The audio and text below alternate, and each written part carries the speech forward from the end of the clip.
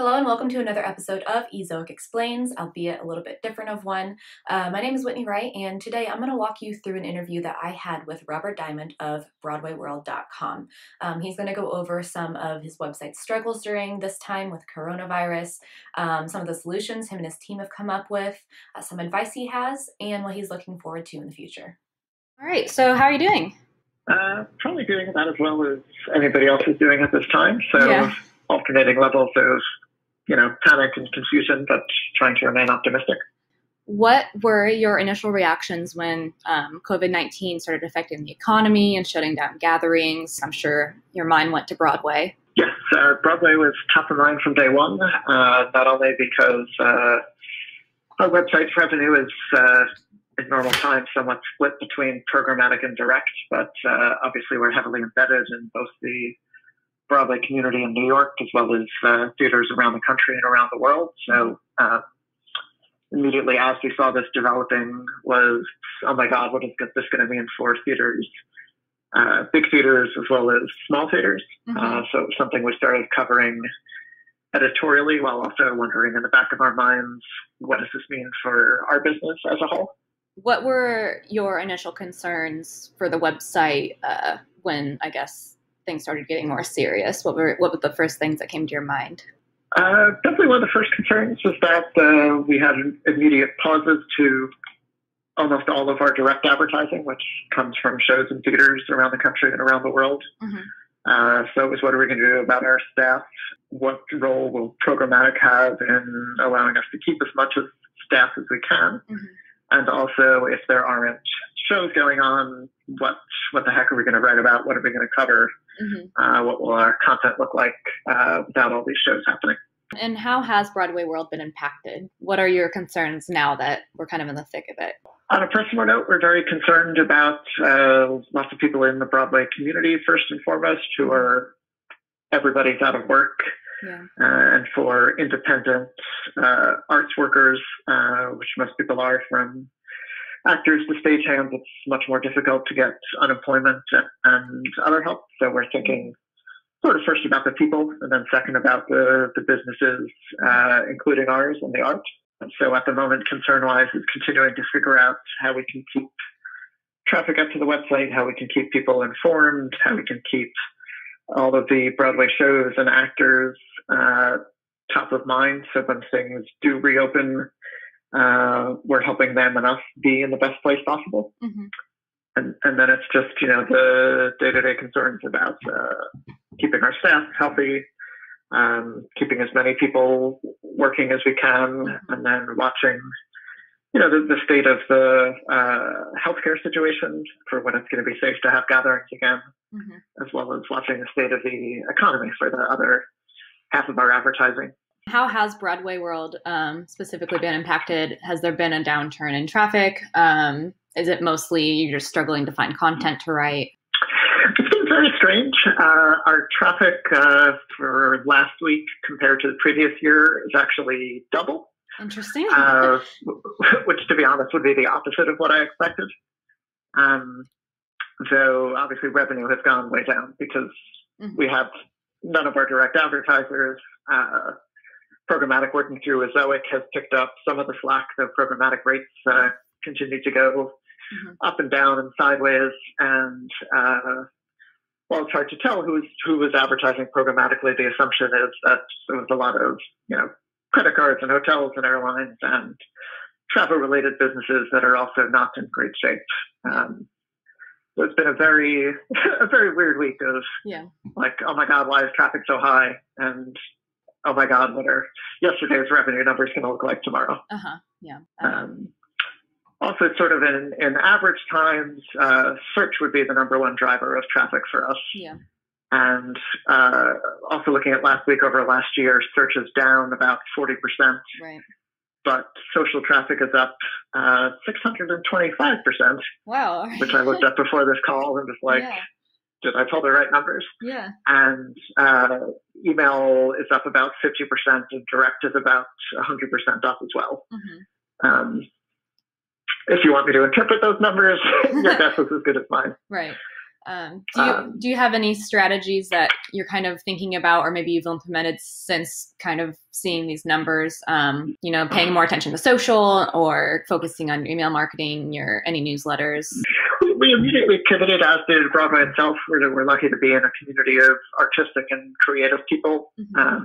So literally the night that Broadway shut down, we started reaching out to performers, saying we're starting an online living room concert series. Would you record a song for us? Oh, cool. We're going to have donate buttons for some of the big charities in the theater space. And right away, everybody said yes to that. And that was the first thing we did. Out of the gate, it was, picked up by CNN, the New York Times, other people that were rounding up the news about the Broadway shutdown. And we sort of pivoted in that direction of, we don't have shows to cover. We don't have opening nights or red carpets. We don't have events. But we do have a lot of people that are doing webcasts and streams. We've started several of our own new features, pulling content from our vaults of other videos we have never run before, or, cut songs from concerts. So we developed at least a 30-day calendar to start. And again, who knows how long this is going to go. How do we have 3 or 4 new video pieces a day, knowing that they're providing entertainment and escapism? How do we involve these charities and the community in everything we do?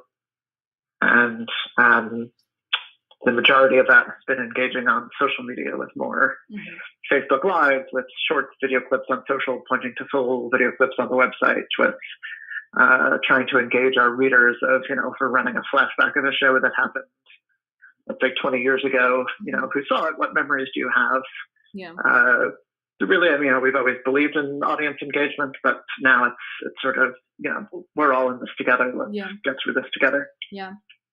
How has Ezoic helped during this time? Is there any new insights or new tools that you weren't using in Ezoic before, or what has been the most helpful to you? Any, I guess, surprising things that you have been able to glean from Ezoic? We've always been big fans of big data analytics, and that and our account team at Ezoic has been very helpful when we've looked at traffic or looked at the numbers or looked at the fluctuation of ad rates, and said, what does this mean? Is this right? Is this wrong? So the team itself has been probably the most helpful, and we've been leaning into them for advice on different things. We have a design update of the website that we've been testing with you guys, and got the advice of, this probably isn't the time to push even a minor design update out there, because you won't know what the effect is of what's going on in the world versus the effect of your new website. So probably, what I've always said or liked most about Ezoic is that compared to companies that shall remain nameless that we've worked with in the past in this space, you guys have always felt like true partners and extensions of the team. So it's been, people to reach out to, people that have insight to what's going on in the general world. We're refreshing the ad index like everybody else is. And it's, it's again, just a feeling of we're all in this together. What charts or analytics have you been spending the most time using? We've been using lots of both Google Analytics, Ezoic's big data, and we probably did about 3 or 4 months of A/B tests of various sorts, just to see, if we swapped these two things, what would that do? What would that do to different traffic or visitor types? What's most used by people coming from search or social or direct?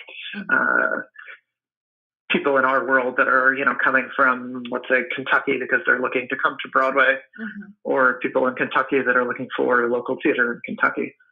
So we played with a lot of different things of, do we show people more local stuff, more national stuff, and use that as a guide, along with a couple of surveys, include our feedback from people in our industry and community that, when we would go to and meet with, they would say, I never knew you had that feature. And we said, oh God, we've had that feature for 10 years. So it's trying to improve navigation, time on site, page views per visitors, and just a more pleasant browsing experience. What's been something that you've learned during this process? Either, could just be about your website or just, how running this kind of business during these times. I've learned you can never have too much scotch in the office. It's definitely one of those things. Yeah.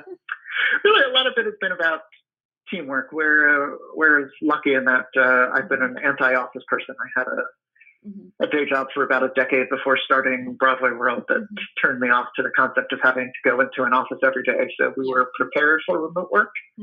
And we've been very candid with everybody on the team of here's where we are, here's the financial picture we're in, here's what's going on in the real world.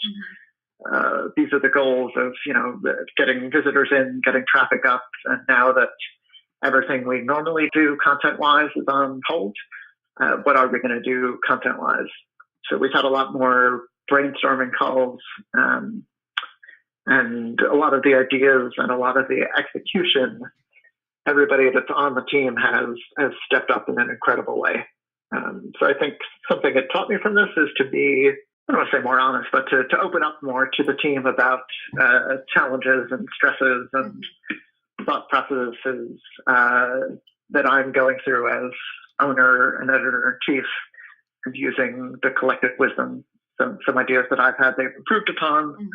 Some ideas that I've had, they've told me are terrible. And many of them have come up with great ideas or ideas that I've suggested on the call. By the time the call was over, emails have already gone out and things are in the works. Do you think it's felt more efficient now? Everybody's kind of on their toes, brainstorming, getting things moving very quickly, or is it kind of feel like it normally does in that regard? I feel like we're all talking more to each other. So instead of having separate meetings with different departments or sort of isolating people in silos, but a lot more about, let's bring everybody together and finding out that people have ideas from one department for another, or things that they learn or stuff they never knew about how something worked on the website. So it's been interesting to lean into communication. And I think for all of us that it's scary times to live in, and you don't know how much of the news to watch or not to watch. Just connecting with other people more than we normally do, because when we're head down in the day-to-day stuff. I know it's helped my mood, and hopefully theirs as well. Coming out of this, what do you expect or hope for the future for BroadwayWorld and I guess advertising and content creation and even Broadway? Obviously, we're hoping that things return. I don't want to say return to normal, but start moving in the right direction sooner rather than later. For Broadway as a whole, obviously it requires a cast to be together on a stage, and 100 to 2,000 people to be together in an audience. There seems to be a movement into streaming more theatrical content, which is something I've always been a big believer in, to show off theater in new and unusual ways. So the hope is that as people have to figure that out now, when things do get back to normal, that will still be a way to expose theater to even more people. On the website front, we're learning from the content that we're doing, stuff like these streams, stuff like more Facebook Live, Q&As, stuff like more of these, self-taped things. We're already wondering, at least in the back of our minds, of, is there a way to continue doing this later on, under the assumption that it's not just going to be a on-off switch of, everything is right now back to the way it was, but as things slowly return in different ways. We're trying to learn from this whole experience. And with these weird shifts in traffic patterns, obviously some of that is because, people are at home, they're not at offices, they have more time on their hands. So we're still trying to figure out what we can learn from that. Yeah, I think a lot of creative solutions are definitely coming out of all this. That you wouldn't normally have if you weren't basically forced to think of something. And I'm excited to see what a lot of websites do. So my last question is, what if you have any advice for other publishers during this time? I know every website's a little bit different. Some are doing great right now because of the situation. Others aren't doing well. But any advice for others? Taking time to breathe, taking time for yourself. The first few days I did not, and stress was through the roof. And then it came to the realization that, putting 16 hours a day and then freaking out was not necessarily more efficient than putting 14 hours a day in, but, taking time to get on the Peloton or work out or do some other home exercise class. Yeah. And I found during those times, not only was I feeling less likely to, keel over in my chair as the day went on, but I had a notepad next to me and ideas were coming to mind. And I think it improved my mood, freaking out about this politician or that politician, or what's happening or not happening, or what should be happening, or what's working in another country. It was, wait a minute, let's focus on, what joy and entertainment we could bring to people.